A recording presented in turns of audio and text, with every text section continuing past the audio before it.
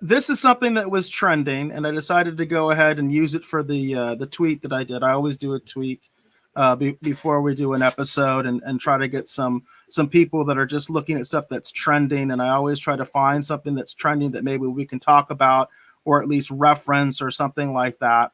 And one of the things that was trending was Paramount. And the reason that Paramount is trending is because of Paramount Plus. And this is an article from lifehacker.com. And it says, is Paramount Plus worth it? So a lot of people are talking about Paramount Plus right now. It says, not to be outdone by Disney Plus and HBO Max, Viacom recently announced its own streaming service, creatively named Paramount Plus, which will launch on March 4th. The unrelenting number of newer streaming services, Disney Plus, Discovery Plus, Apple TV Plus, and all the pluses you can think of when placed alongside legacy companies like Hulu and Netflix is becoming overwhelming, and you may be wondering if this one is worth it. And so then this article takes a look at that. I do think it's kind of funny that they call Hulu and Netflix the legacy brands when we're talking in the same sentence as Disney and Apple.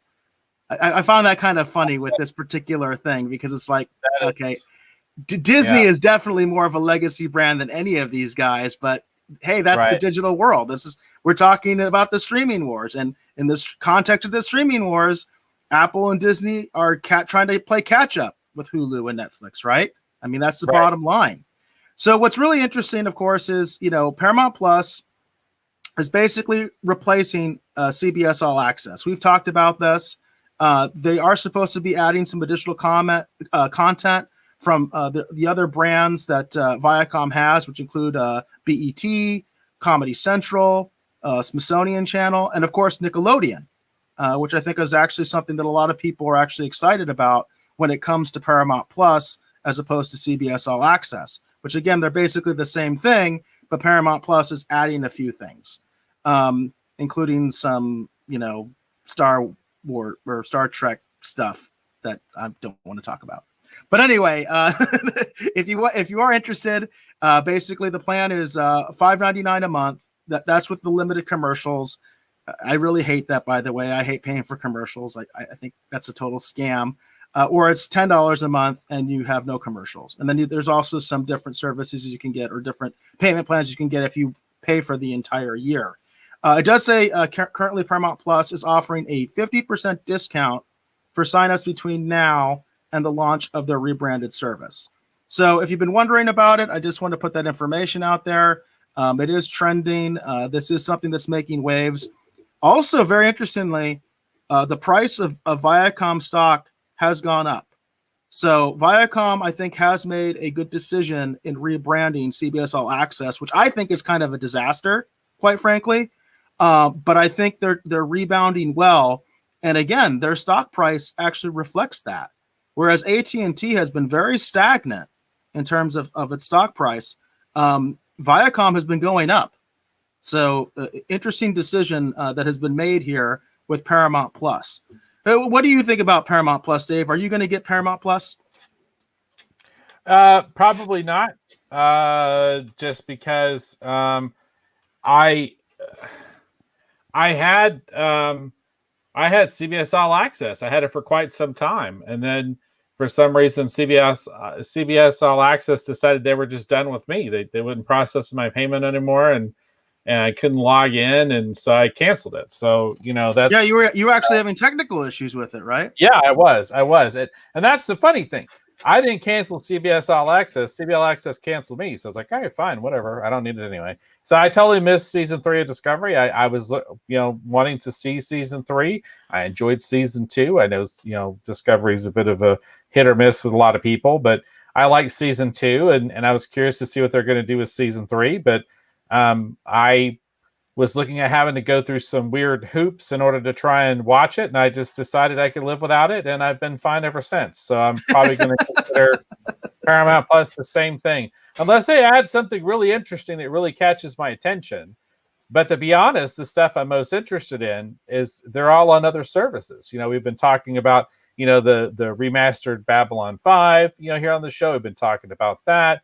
I'm curious about that reboot or reimagining or whatever the heck it is, the new Battlestar Galactica show, whenever that comes out. That's going to be over on the Peacock. I'm curious Right. about that. So and a lot of the other stuff, is on stuff I'm already subscribed to.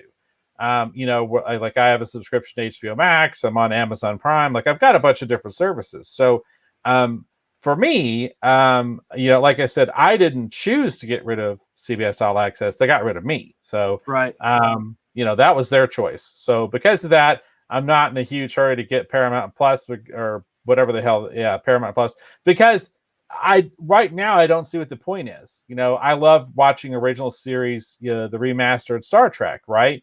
Well, I can watch that on all kinds of services like that. Those episodes are on Amazon Prime. Those episodes are on Netflix. They're on all kinds of stuff. So yes, very true. Very true. So they're also on Heroes and Icons, which is an over-the-air broadcast network. If you have an antenna that's good enough and you live in a major market, you can probably get that, and you can watch basically 6 hours of Star Trek every night. Well, 6 nights a week. They go through the original series all the way to Enterprise. So all the basically was considered now the classic era of Star Trek. And for me, I'll be honest, I got rid of CBS All Access because I hated Picard so much, and then Lower Decks. It was like a double whammy, and I was like, I'm not going through this again. I've watched a few episodes of Discovery, didn't like it. If I don't like something, I'm not going to keep watching it.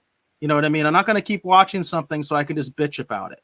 And I know there's entire channels, much bigger channels than us, that are built on that. But that's not what I want to do. I remember talking to you, Dave, about how, man, Picard was rough, because we committed to Picard and we decided we were going to do the whole season, and it was rough, and it became a hate fest in the Rogues Gallery too, and it was just all negative because people were pissed off about the show, and I don't really want to live in that world. So after Lower Decks, I just got rid of CBS All Access. I didn't want anything to do with it. I think rebranding to Paramount Plus was a really good idea. I think Paramount is a much better company than CBS when it comes to creating content, but they haven't changed anything. That's the problem. That's the problem, folks, is they haven't changed anything. It's not the people at Paramount now taking Star Trek back like it should be. Because there's only 3 studios that have ever made any Star Trek, right? There's Desilu, that's the original, all right? Paramount, for all those years and years, including all the films to date were all Paramount, right? So even if you like the J.J. Abrams stuff, that was from Paramount. That wasn't from CBS. And then the only thing CBS has ever done was they canceled Enterprise, and then they made New Trek, which is Discovery, Picard, Lower Decks. Now they're making that Nickelodeon show. Oh my God. I don't know if you've seen the graphic for that. I'm just like, I've just vomited in my mouth. It looks so bad. It doesn't look like Star Trek at all. So for me, the thing that's sad is with the merger, I feel like they could have made things right. They could have started a new direction for Star Trek and basically said, we're going to get the Paramount people, some of them back. We're going to get the old crew together. We're going to make some real good Star Trek, but they haven't changed anything. So that's disappointing to me, and because of that, I will not be supporting Paramount Plus. I just won't. Star Trek means too much to me, and I just won't allow it to be destroyed like that. I won't contribute to it actively. I'm not going to pay for Star Trek's destruction. I'm just not going to do it.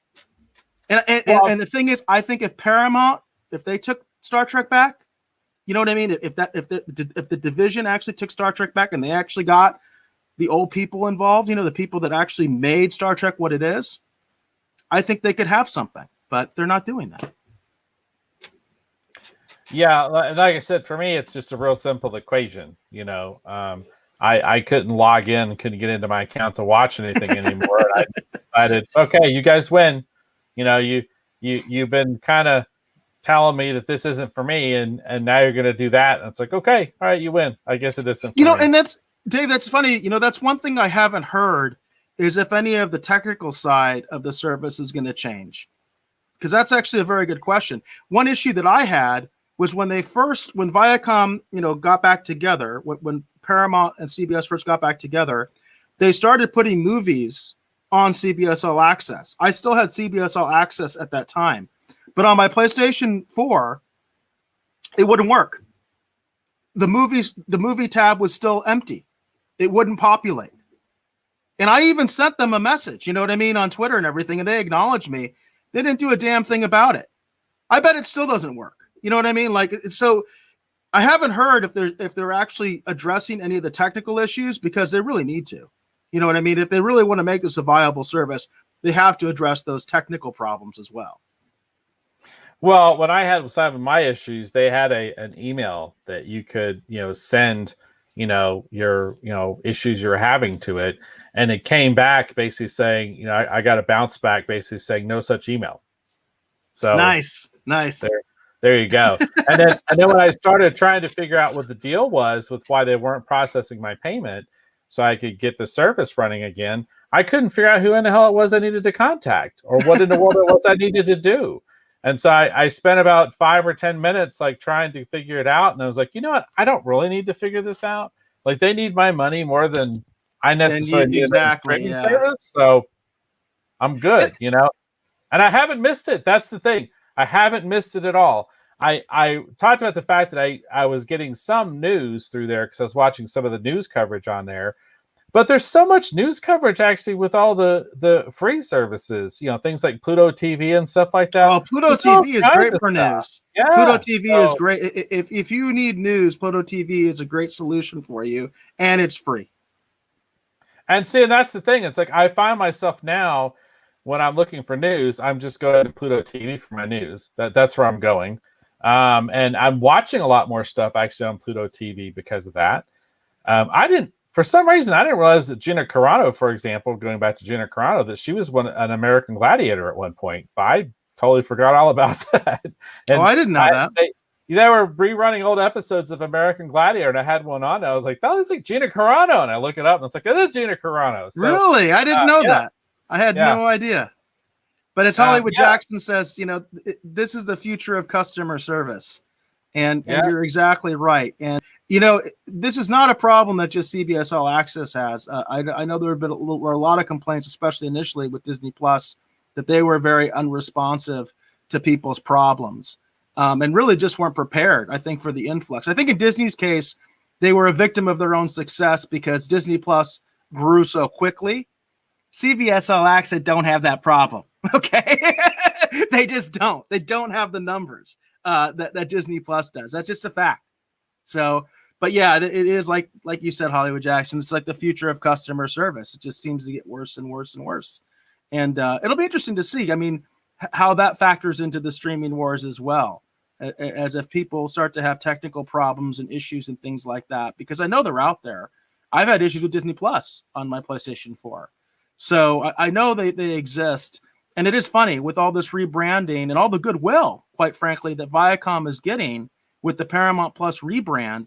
I haven't heard anything about, what's behind the screen, if they have changed anything, if they are trying to make it better. Yeah, Gina Carano was Crush on American Gladiators. That's really cool. I had no idea. That's really, really cool. But that's the funny thing. It's like, CBS All Access sent me away, and I started looking at all these other services and realized I was good. Exactly. So, and there you go. And a lot of the movies, I own those either on Blu-ray or I own a digital version. I think actually a lot of the classic Trek movies, I actually own high definition, like digital versions. And then I also have like the old DVDs. And that's the thing too. A lot of this stuff I already owned in different forms that I was watching on there anyway. So it's not like I really needed it, So it's just one of those things. It's like if you make it difficult for a customer to give you their money, eventually they won't. Exactly. Yep, that's 100% true.